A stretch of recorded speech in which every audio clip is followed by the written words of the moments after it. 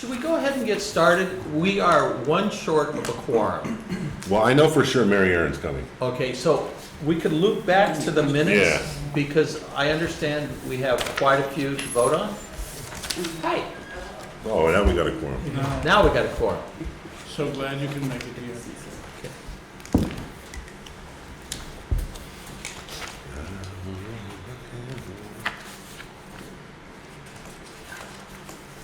And I apologize first for being new. And I'm going to be making a lot of mistakes. Also, the lateness of the material getting out. I decided to do something crazy and get my knee replaced last week. Ooh, So, already? And you're up and around already? Haha.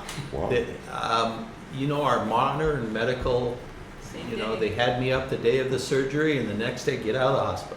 So they just start moving you right along real quick. We are going to work very hard to get minutes out shortly after the meetings so people can have some recall of what was discussed. Also, we're going to work to get the agendas out a week prior.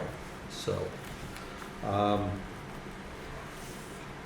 with that, I'd like to call this to order. Is there any public here for public comment? People don't show up to your budget committee meeting for public comment? It's very exciting. Okay, we have several minutes to approve. We have September 27th, January 24th, and March 28th, May 28th.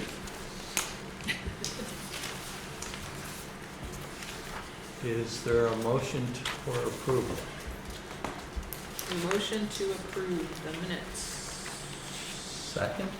I'll second. Okay. I think I was here for all of these. All in favor? Aye. Can't abstain. You don't have quorum. if You don't. Oh, okay. I was gonna abstain. I know. I felt weird. I wasn't even hired. But at least now we can get them recorded and preserved. Okay. The main topic of today is to discuss where we are with next year's budget, the 1920 budget year. As you know, the legislature completed their work. The governor has signed the budget. And what does that mean for us? The chancellor's office, along with the whole alphabet soup of folks up in Sacramento, do an analysis of the budget. I've included that document for you. It probably gets in the weeds more than most people want to get, but I think it's helpful that you have it, that you can look something up later. Hello.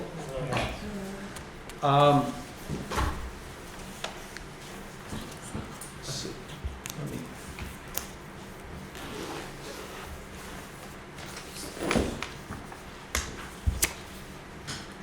Okay.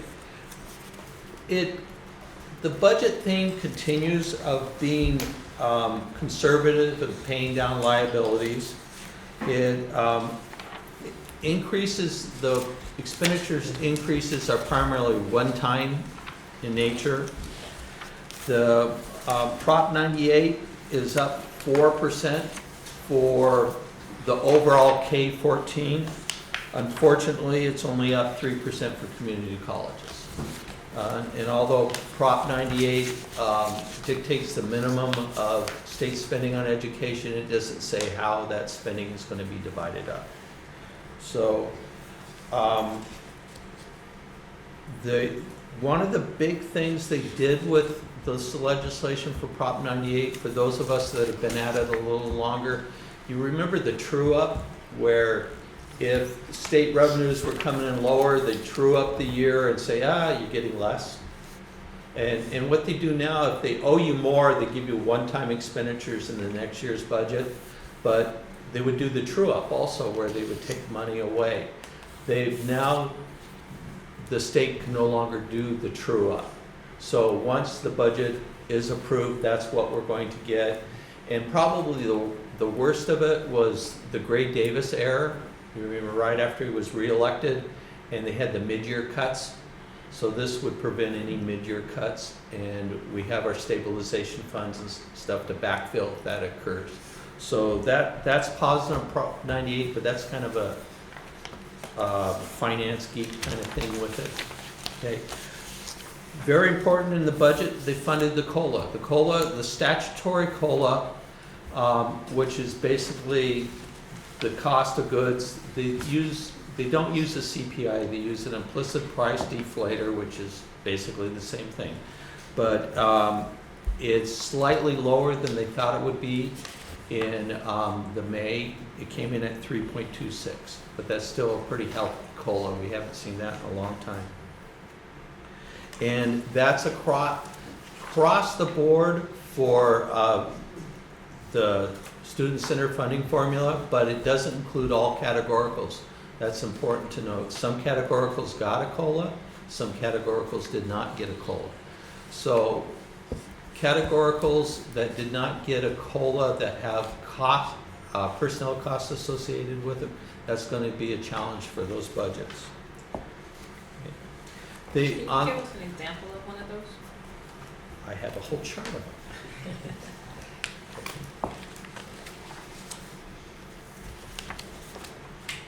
I'd have to dig into it, but all the categoricals are listed in here. And whether they went up or down. Is it at the page 9? Yes, it starts on page 9.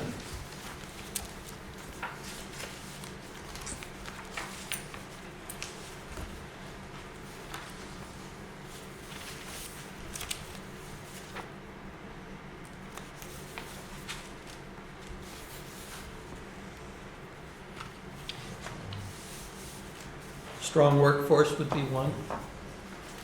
It's down. And many colleges hired faculty in the strong workforce programs.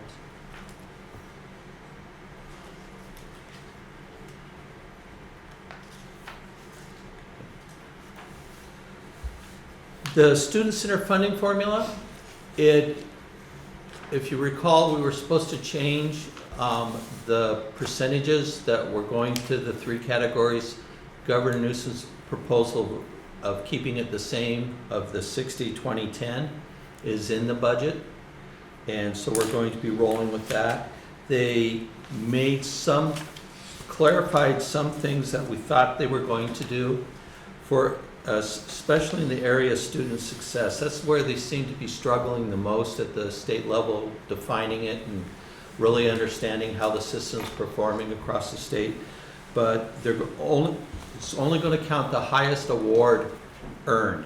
So if before where we thought it'd be an unduplicated count for the number of degrees earned, if it's the highest monetary value for a degree or certificate. So you could not have a program where someone earned an AA and an ADT in the same subject at the same time and count it twice. Okay. It amends the definition of transfer student. This was a big concern for us because originally the Department of Finance wanted to have the transfer earned by the College of Residence. So if someone who lived in Glendale was taking classes here and graduated and transferred from here, Glendale will get credit for it. And vice versa, but there were winners and losers in that, and it didn't make a lot of sense to the CEOs in the system. So now they've defined it as the college you attended the last year and earned at least 12 units. So it's no longer of residence, which makes more sense. And very peculiar, they're doing a 3-year rolling average on all the success matrix. So they're going, why not? We only have 32 things to count now, so we can count them over 3 years and average them moving forward. But we'll be able to do that. And they defined it over a 3-year rolling average. Okay. So how are they coming up with issues then? How are they, when you say this year's? Yeah, the 2019, 2020. If they're using that formula, No. They're not, yeah. Well, They say they're going to, but it's how precisely how are they going to do it? And they, How are they doing a 3-year rolling average if we have nothing to, are they going back 3 years and looking at everything? I can't answer that. We don't have the regulations yet, No. and if you were following last year's 18-19 debate and how it kept on changing what student success is, Right, yeah. and constricting student success on how much you could grow by, it's going to be very interesting. But I cannot speak for Chancellor Oakley and what he's going to come up on a regulation on this. Hi.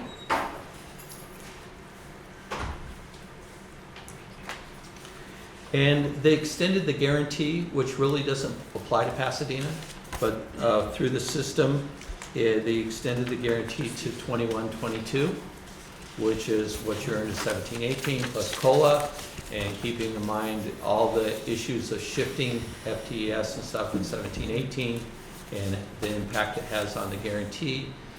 And the way it could impact Pasadena, and probably did last year a little bit, is they have to fund the guarantee, and then they deficit the success numbers. So if they don't have enough money at the state budget, they end up deficit. Excuse me.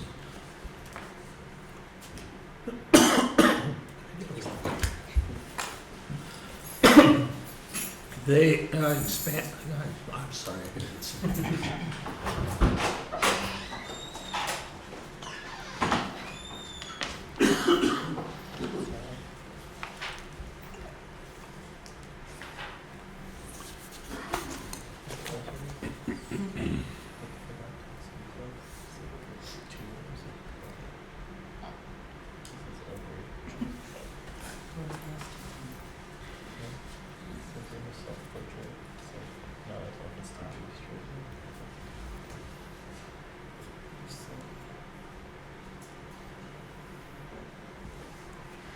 I apologize. No problem. Anyways, the Cal Grant expansion, they've expanded the number of competitive grants. For those folks not familiar with Cal Grants, you have those that are eligible, but often we have students that return to us, that are older adults, that are not eligible, so they have a competitive grant process, and they've expanded the number of slots available for those, which is a good thing. Can you talk about the promise Yes. and how it's going to affect us here at PCC? Are we going to now add 2 years to our promise? Or That would be a little out of my wheelhouse. We are eligible to add another year. The law states that for first-time, full-time students, we can now pay for 2 years of fees. Or we can use the money for other activities to support those students. And because I'm new, I don't know if there was other activities we were doing to support those students. Pardon? We were getting them book vouchers. Book vouchers, so to what extent that will roll out, we'll have to see. And we also, our promise is only for students within our district. So will we expand that to all of the students that come to our school? Because I know, like ELAC, it's any student. And so I think it hurts PCC when we don't do any student, Okay. when other surrounding colleges are doing any first-year student, no matter what district they come from. I would concur, but there could be, was the foundation offering a promise here? Yeah. Yeah. That the foundation will continue the promise, how the foundation does the promise, but the California promise is any full-time, first-time student, regardless of where they come from. So you, as long as it's full-time, first-time. So, and you might not know this question, but somebody else in the room might, so I'll just ask it. So had we started doing that here at PCC? Because I had heard that we were doing that. All I heard was that we were doing the promise that the foundation has been funding. We've been doing promise, the first year promise. I know Manuel and Financial Aid has issued, I'm going to say millions of dollars to first-time students. The specific parameters, I think, is exactly as Dr. Bush mentioned. It's all first-time students. He's worked closely with IT to make sure we capture all the students and also capture those to allow for book vouchers.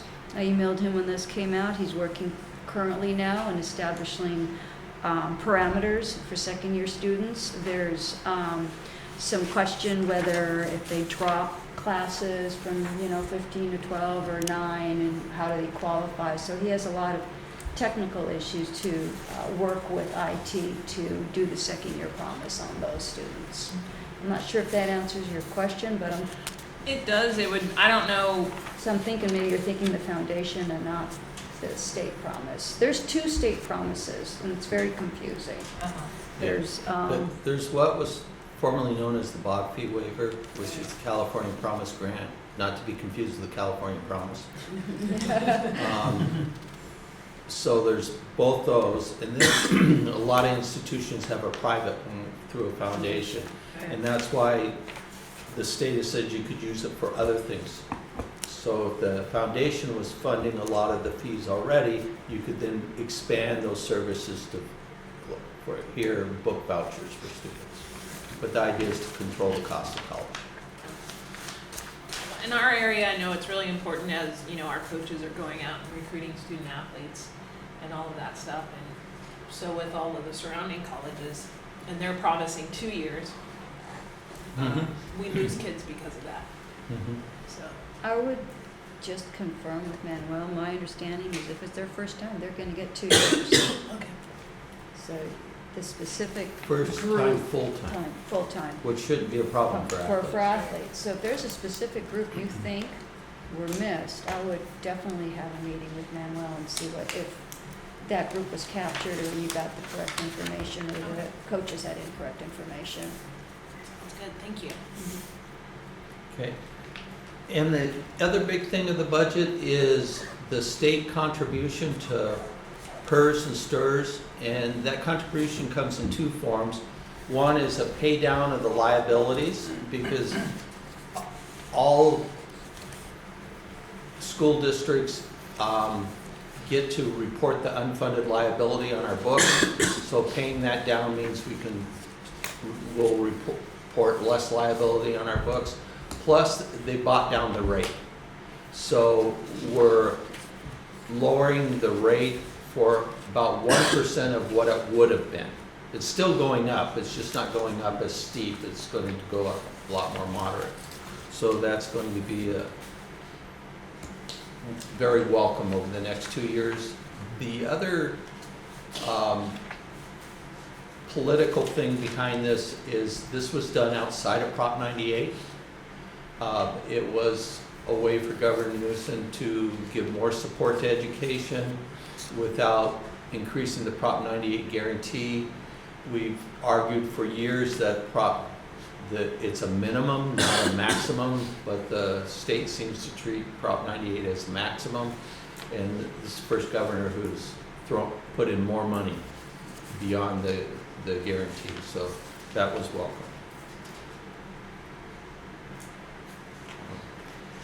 Those are the highlights I have. Any other questions? And the next step for us here at the district, we're going to be closing last year's books, but we're also going to be updating our tentative budget to the adopted budget, which we anticipate going to the board in September, and making the adjustments for revenue and the adjustments on the expenditures.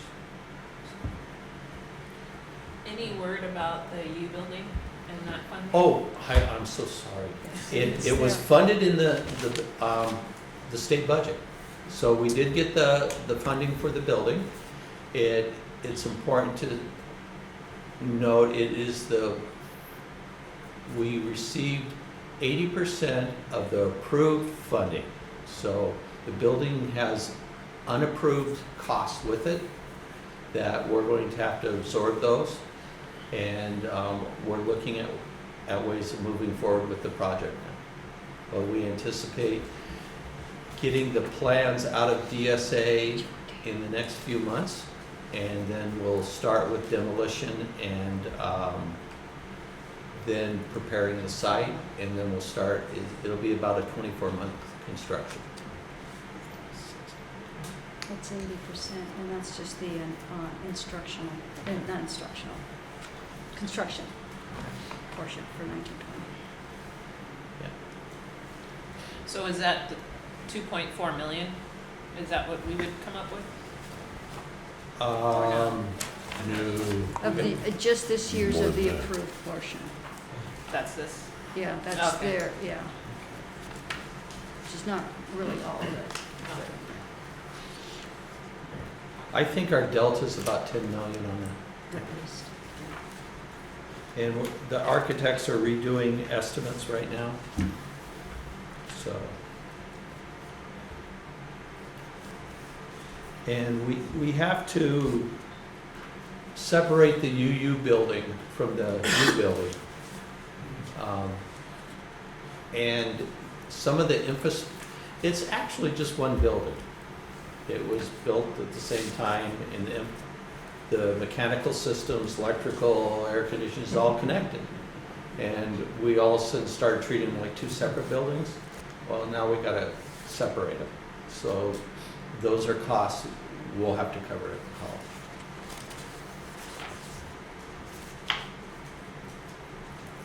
Okay. Any other questions? The next agenda item I wanted to discuss is a budget calendar for, it sounds like a long ways away, but the 2021 budget year. And what has been the background at the college for a budget calendar?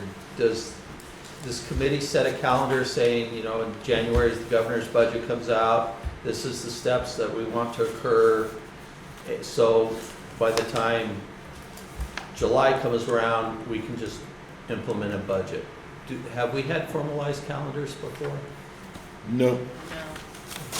it's your job. Yeah. Is this committee interested in looking at a calendar? Some of the frustrations I've heard from colleagues is things like faculty hiring. When do we decide how many faculty we're going to hire, or how many, faculty are assigned to each dean? What are the open positions? To set a calendar on, this is the date we're going to do these things. Sometimes helpful to keep everything on task, so at the end we're not all running catch up and people saying, well, this is what I need to know. But that's not part of this committee, is it? Faculty hiring, there's a separate faculty. No, but The budget for the it. budget part. Uh-huh. One of the issues Terry was running into, he needed to plan a schedule, he needed to know what the staffing was going to be in order to do a schedule. So if we can lay this all out so we know how the budget process impacts the different divisions in the college, we could then have a document that we're all working from. And as far as the FON and calculating the FON, no, that would not be this committee, but it'd be nice if we knew what it was, because there's a cost to that. Yeah. On the instructional side, it would seem like it would be nice to have a budget now or in the spring, so that when we come back in the fall, when we're talking about faculty hiring, we're not trying to figure out what that looks like it should be in place, and when we come back in the fall, now we're starting to post positions, get them out, you know. We always tend to be on the tail end of everybody else's hiring. And so when you talk about, are we getting the best and the brightest? We always say yes, of course, but you know, 10 other schools have already hired psychology instructors, and ours are still posted, and we haven't started the process yet. And so we just need to get our process started much sooner. And so if we could, when we're looking at a calendar, you know, in the spring is when we should be talking about what are our hires going to look like. We're probably not sure what our font is, but you can sort of guesstimate a little bit. And then now as we get together and the faculty come back on campus, you know, this is what we're doing, and we can get that process done so much faster. Right. And we should be posting our jobs in October. I think this year was the first time I think we got them out right before we left for Christmas break. But not too many people are writing their resume and doing applications over Christmas break. Right. You know, so being able to post those positions in October helps us out, I think, tremendously if we could get it done that way. But And then, how about resource requests that come out of program review or other resource requests? When do they come forward? October, yeah, anyway. For the I think following we- budget year? yeah, Yes, so yes. we probably get task streams sometime in October, November, somewhere around there. I can't remember when it's due, late I think- November. Yeah, there's a Like- calendar for that. Crystal Yeah. has a calendar for Yeah. that. It's Annual like October reviews this year. are usually November, I think. Yeah, And then we review them before Christmas. yeah. What I'd like to suggest, if the committee's okay with it, is that Hedba and I will rough out a calendar, but then using the committee as a resource to say, well, we need to know this earlier, or this can wait, and so we could kind of map it out so we could then know what the deliverables will be from both the business and HR and instruction to come up, so everyone has the data they need for a smooth 2021. Yeah, that'd be great. Okay.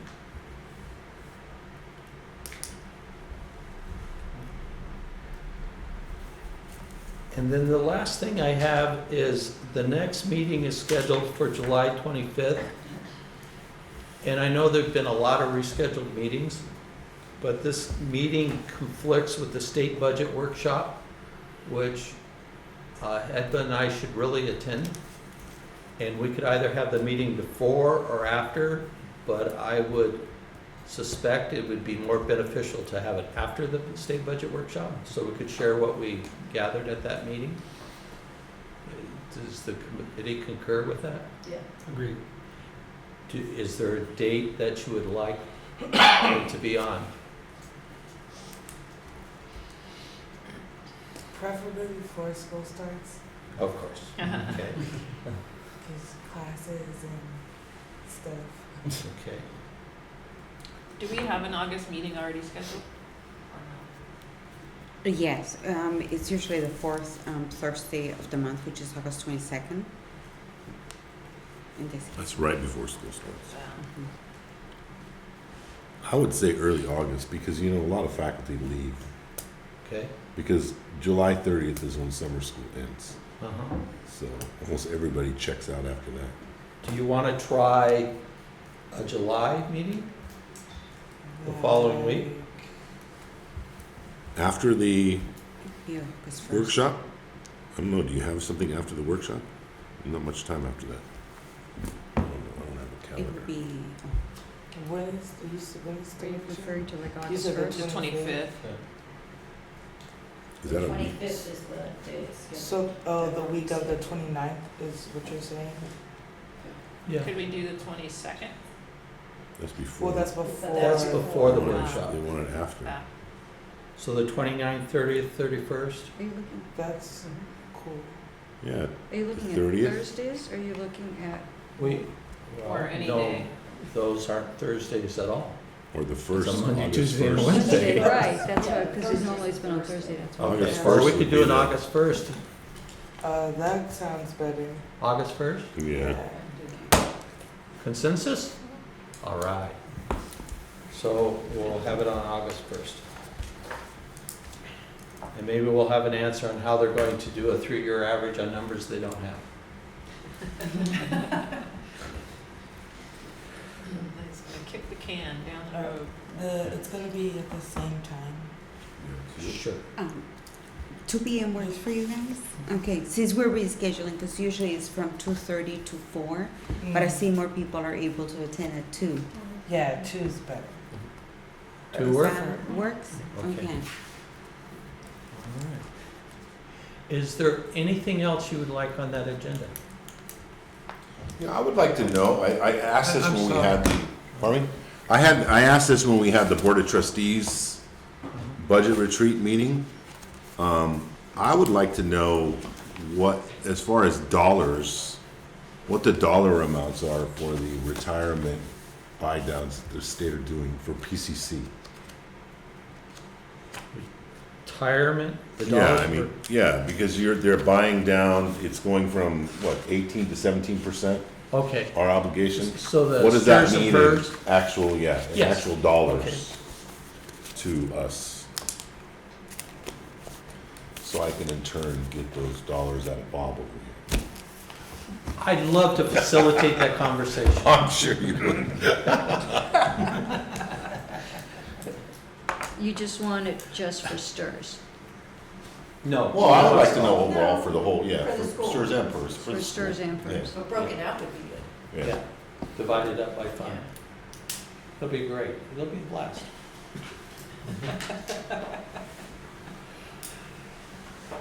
Okay. Anything else? Any other requests? All right. Well, thank you for making this not too painful for me, Well, that's quick. other than my knee. Okay. All right. With that, we're adjourned.